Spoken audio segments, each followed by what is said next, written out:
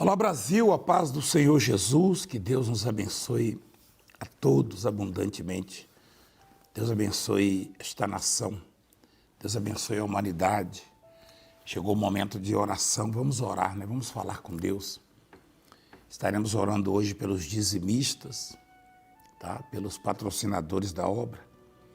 E nesse exato momento a obra precisa muito que você faça parte.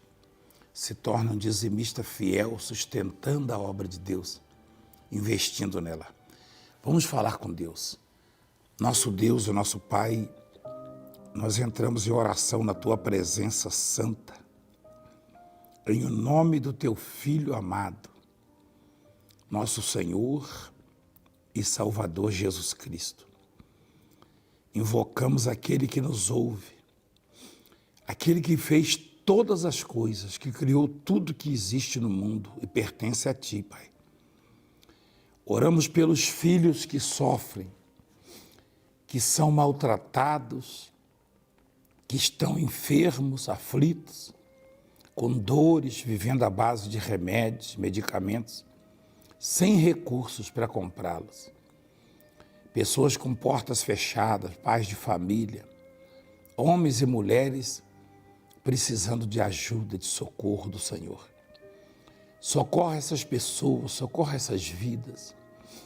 Pai, estenda o seu manto sagrado, a sua mão poderosa, para abençoá-los, para tirar a angústia, a dor, o sofrimento, o desespero, a depressão, para estancar a hemorragia, curar de câncer, de Covid, qualquer outra epidemia ou pandemia, moléstia. Livra o teu povo, levanta essa criatura da cadeira de rodas, do leito, levanta da prostração, como o Senhor tem feito com tanta gente.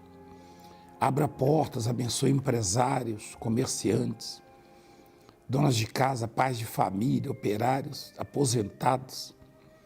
Pai, abençoa os dizimistas, os que detêm o carnezinho, que sustentam essa obra no ar. Abra as janelas dos céus e derrama bênçãos sem medidas. Consagra esta água e quem beber receba vida. Em nome do Pai, do Filho e do Espírito Santo, para a glória do Senhor. Amém. Beba da água abençoada em nome de Jesus. Graças a Deus. Neste domingo especial, nós convocamos a massa. Convocamos o povo de São Paulo, Grande São Paulo, Estado de São Paulo, principalmente, e demais estados que queiram vir. Às 6 da manhã começa a imposição de mãos, e não tem frio, nem chuva, tempo ruim, nada que nos impeça, porque Deus vai entregar. Deus vai entregar coisas gigantescas, coisas grandiosas, como a saúde, como a bênção financeira, restauração na família, no casamento, na vida do filho que é drogado, está em más companhias, da filha que está no crime. Deus vai entregar a liberdade, Deus vai entregar a paz e principalmente, acima de tudo que eu falei, a salvação, que é o mais importante. Então, domingo vai ser diferente de tudo, porque vai ser o primeiro domingo da justiça de Deus nos 12 montes. A justiça de Deus, ela vai se manifestar. Daqui a pouco eu vou falar sobre a justiça de Deus. Até porque ninguém é digno de que Deus faça justiça por mérito. Eu e você não temos mérito, não temos razão nenhuma. Eu vou mostrar na Bíblia para você. De que maneira, qual é o canal da justiça de Deus, de que forma ela se manifesta. E 8h30 da manhã, a mega concentração, a grande manifestação do poder, da grandeza de Deus nesse domingo. 8h30 da manhã, vem estar conosco. E você vai ver a glória de Deus, uma convocação. Obreiros, povo de Deus, os católicos, espíritas, evangélicos, de qualquer denominação, não importa. Gente, né? Você que é gente vai ter que estar nesse domingo conosco ali no Brás. Você que tem possibilidade, é óbvio, de vir. É muito importante, faça um esforço tremendo. Romanos capítulo 1, Epístola de Paulo aos Romanos, capítulo 1, a partir do versículo 16. Olha que interessante o título. Ó. O assunto da epístola, a justiça pela fé em Jesus Cristo. Pois não me envergonho do Evangelho, porque é poder de Deus para a salvação de todo aquele que crê, primeiro do judeu e também do grego, visto que a justiça de Deus se revela no Evangelho, de fé em fé, como está escrito, o justo viverá pela fé. Olha que coisa interessante. Paulo disse, pois não me envergonho do Evangelho. Eu já vi tanta gente se envergonhar do Evangelho. Principalmente quando o Evangelho está apanhando, né? Está sendo perseguido, humilhado, quando os perseguidores focam numa igreja evangélica. Pessoas, autoridades políticas, do judiciário, de qualquer segmento começa a perseguir o Evangelho. Muita gente se envergonha do Evangelho.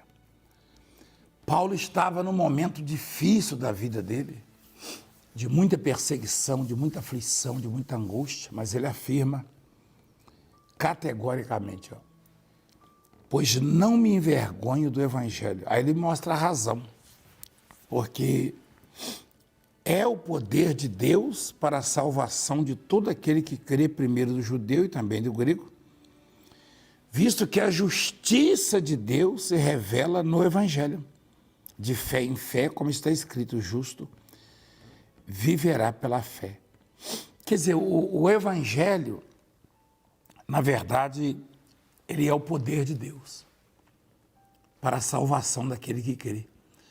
Não existe uma saída, uma outra alternativa, não.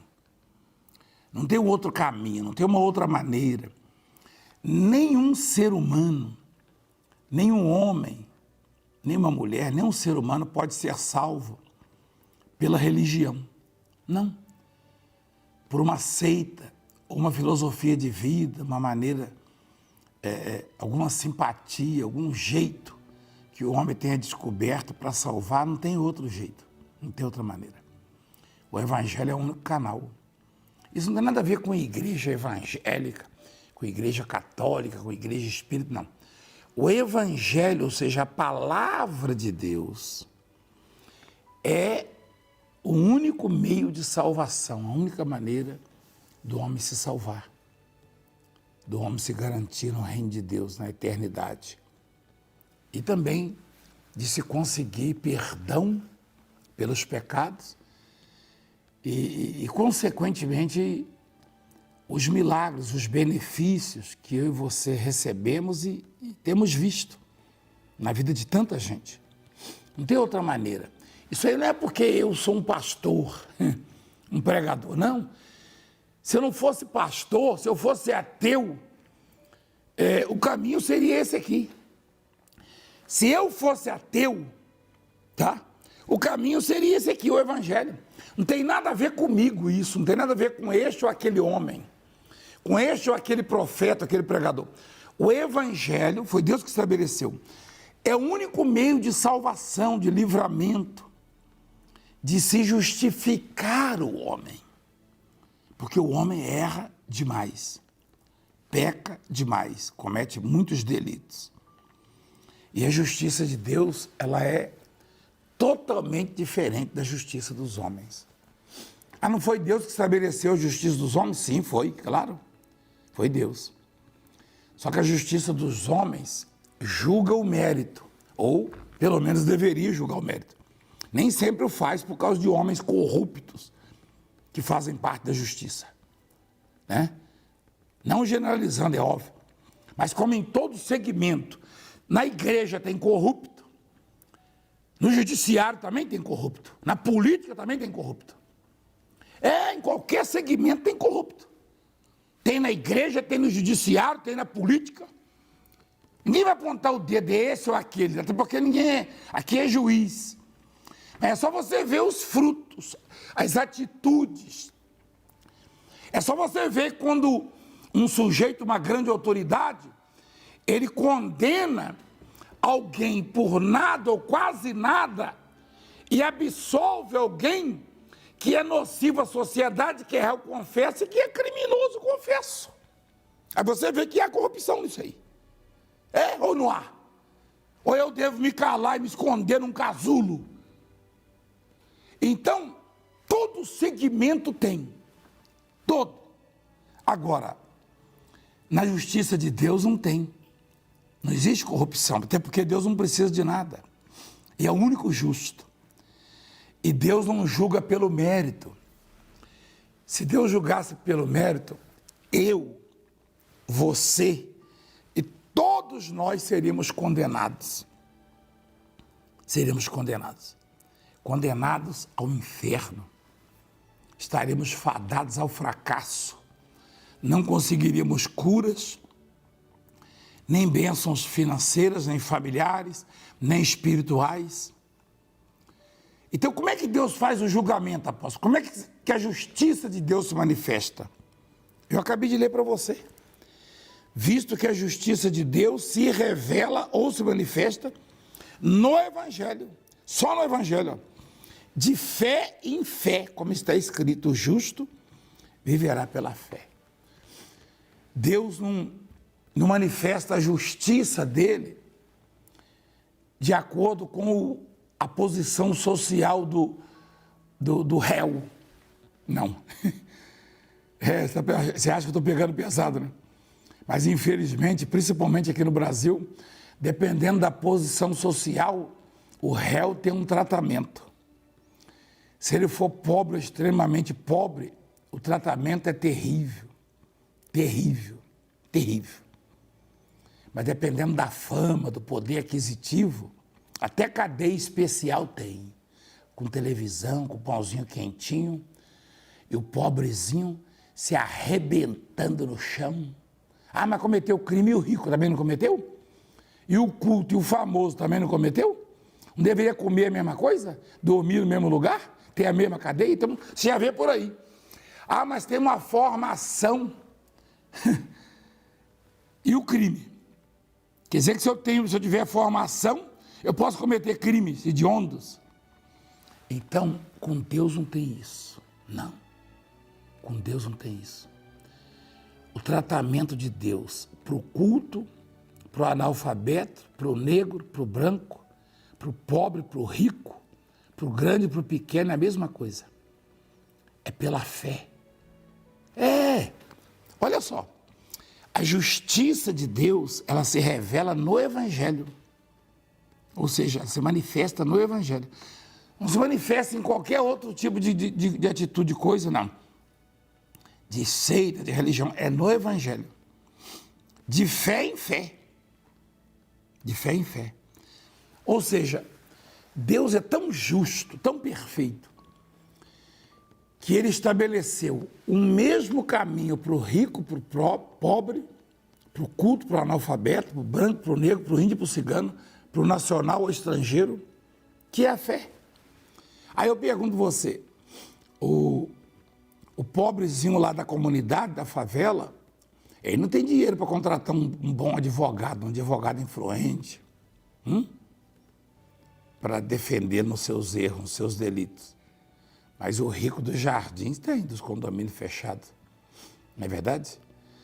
Mas diante de Deus, como Deus estabeleceu a fé, o pobre lá da favela pode ter fé. Você concorda comigo? Sim ou não? Sim, você concorda. Você não vai poder falar com Deus. Como é que eu ia ter fé se eu morava na favela? Não tem nada a ver. Não tem nada a ver. Você pode ter fé. E tendo fé, a justiça de Deus vai se manifestar na sua vida aí na favela onde você mora, por causa da sua fé. O que está preso pode ter fé, ou não pode? Hein? O pobre não pode ter recurso para comer comidas finas, para morar em condomínio, em palácio, em casas nobres, confortáveis. Mas ele pode ter fé, e a fé pode dar a ele o que ele quiser. Isso é bíblico, isso eu garanto a você. A fé pode, apóstolo? Pode. Você não conhece a minha história? Busca a minha história, você vai ver o que a fé é capaz de fazer. É só você buscar a minha história, né? Eu passei fome até rapazinho. Rapazinho não, né? Rapazinho na idade, eu tinha meu 1,90m, 1,90m já com 15 anos, eu tinha 1,90m e passava fome. E hoje eu sustento a vida de muita gente, graças a Deus. Até desses canais de YouTube aí, né? Mas recentemente o sujeito estava usando as minhas imagens para sustentar a família, várias pessoas. E sem eu saber, eu nem sabia de nada, mas eu achei correta a atitude. Foi derrubado isso, o sujeito foi me processou. Falou, como é que quem vai sustentar minha família? Eu tenho alguma coisa a ver com a família dele? Até isso. Então, eu que nunca tive nada, nunca fui ninguém na vida, nunca tive chance de estudar, de morar bem, tá? Pela fé eu venci essa situação. Eu tenho dificuldade, tenho lutas, tenho. Mas eu estou só mostrando para você o que a fé é capaz de fazer. Aí eu pergunto, o pobre pode ter fé? Apóstolo, e a pessoa que não estudou, não teve oportunidade para estudar, ela pode ter fé? Claro. Fé não se aprende em escola. Fé é você, a decisão de acreditar que Deus é, que existe um Deus poderoso, que Ele é, a palavra existir nem cabe para Deus, porque Ele é. Ele é. Então, o rico pode ter fé? Pode, claro. Claro que pode. O estrangeiro, o nacional, o cigano, o índio, só você vê a igreja cheia de índios e ciganos. Por quê? Porque eles têm fé. Então, a fé, ela coloca todos os homens em condições de igualdade. Todos. Como Deus é tremendo. Como Deus é apaixonante. Como Deus é gigante, impacta nossas vidas com seus feitos, com a sua misericórdia, com a sua compaixão, com a sua sabedoria, com o seu infinito amor. Né? Imagina se não fosse a fé, onde estaria o Valdemiro, que não estudou, que não teve padrinhos, que foi colocado na sarjeta praticamente. Né? Minha mãe morreu, eu tinha 12 anos, com 14 meu pai não me suportou mais, que era insuportável, ele não tem culpa, nunca teve culpa, a culpa era minha. Mas onde estaria eu? Onde estaria eu se não fosse a mão de Deus para me segurar? Lembra da Sonete? Então, a fé, a justiça de Deus, ela manifesta pela fé, somente pela fé. Não tem outro caminho, não tem outra maneira. Deus não se corrompe, Deus não precisa de nada. Deus é santo, é justo. É poderoso. Não é como na justiça dos homens. O sujeito não vai com a sua cara, desrespeita a Constituição e leis, passa por cima. Não. Deus, Ele respeita as regras pré-estabelecidas por Ele. Tá? Por Ele. Ele disse, eu jurei por mim mesmo. Então Deus estabeleceu que é pela fé que o homem vai vencer. E isso é para o apóstolo, é para o bispo. Não tem esse negócio do bispo falar, eu estou sendo injustiçado, igual o outro falou lá. Eu ganhava dinheiro usando a imagem do apóstolo no YouTube, agora derrubaram, cortaram, o que eu vou fazer? Gente, usa a sua imagem para ganhar. Você não tem imagem também? Você não tem um nome? Ou você não tem fé? Eu tenho fé. Você quer embarcar na minha? Então, e você vê. Aí, o que acontece? A justiça de Deus se revela no evangelho de fé em fé. Olha que coisa extraordinária, coisa maravilhosa. Ninguém pode condenar ninguém, culpar ninguém pelo seu fracasso. Eu não posso culpar ninguém pelo meu fracasso, nem ninguém pode me culpar. Por quê? Porque ninguém pode, se tem uma justiça que ninguém pode impedir de se manifestar, é a de Deus. Me diga aí qual é o obstáculo, qual é o impedimento, qual é o grande no mundo que pode impedir Deus de manifestar a justiça dele? Nós sabemos que há poderes, e há mecanismos, e há meios que impedem pessoas de manifestar a justiça. Eu já atendi autoridades do judiciário há muitos anos atrás, nem sei se está vivo ainda, que estava apavorado aqui em São Paulo, porque tinha uma sentença para dar, mas não podia, porque já estava ameaçada, a filha ameaçada no colégio, a família ameaçada de morte. Agora, quem é que impede Deus de dar a sentença dele? De manifestar a grandeza dele, a justiça dele? Ninguém. Absolutamente ninguém. Ninguém. O faraó foi o homem mais poderoso da terra. Chegou a uma certa altura que ele falou para Moisés: leva o seu povo e ora por mim. Eu preguei isso aí, esses últimos dias. Leva o seu povo e ora por mim. Olha só, o faraó. Aí Deus falou: vou ter que endurecer o coração dele, que ele não aguentou nada. Não aguenta um round. Você que é grandão, rapaz, você não leva a mão, não. Você que é grandão, você que é poderoso, você que se acha o tal, bate no peito, dá canetada. Dá canetada. E fala, você põe a sua toga, né? E mete a caneta. E fala, eu vou fazer, eu vou atormentar. Você não sabe o que está fazendo. Você não sabe. Quando Deus se zangar com você, você vai lá no pó, na cinza. Você que está lá dando canetada, que se revestiu de autoridade, com a permissão de Deus, inclusive. Você nem sabe o que você está fazendo. Você não tem ideia do que você está fazendo. Você não sabe. Paradoxalmente, deixa eu explicar isso, que muita gente não sabe o que é um paradoxo. É uma coisa que parece contraditória, mas é real. Né? É um paradoxo, é contraditório. Paradoxalmente, olha só, paradoxalmente, você é um ignorante. Por que é paradoxo? Por causa disso aí, porque você estudou tanto, tem tanto diploma, tanto conhecimento, tanto esclarecimento, e não sabe das coisas de Deus, portanto é um ignorante. Aí você vai dando canetada, até um câncer, ou qualquer outra peste ou moléstia te atingir, e não há remédio nem tratamento no mundo que dê jeito para você. É só Deus tirar a graça dele da sua vida, acabou, ou da minha, de qualquer um. De qualquer um de nós. Então não tem grandão, não tem poderoso, não tem ninguém, é tudo a mesma coisa. Você me perdoa a expressão que eu vou usar agora. Tudo a mesma porcaria. A terra vai comer, e se a misericórdia de Deus não se manifestar pela fé, se a justiça de Deus não se manifestar pela fé, o final é o inferno, é a condenação. Seja bispo, seja apóstolo, seja pastor, seja ministro do STF, seja senador, deputado, presidente, governador, prefeito, vereador, advogado, polícia, seja quem for.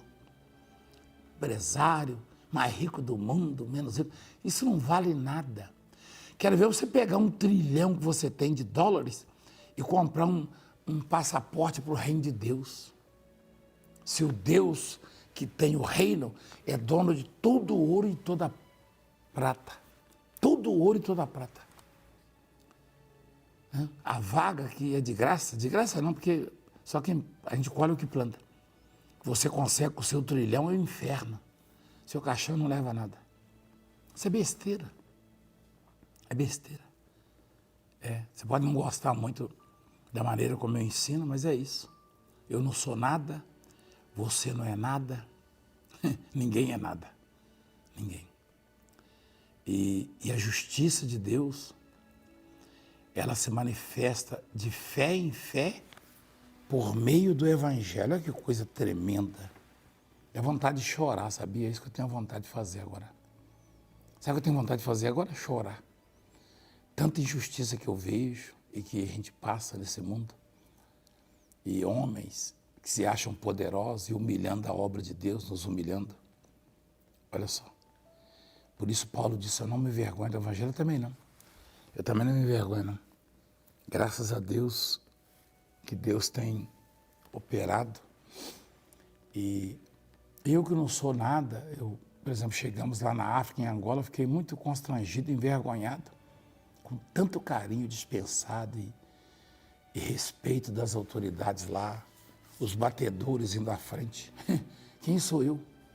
Quem sou eu? E o aeroporto lotado. Aí chego no Brasil, em Guarulhos, 2 horas da madrugada, uma multidão. Eu falei, meu Deus do céu, sujeito lá do meio do mato.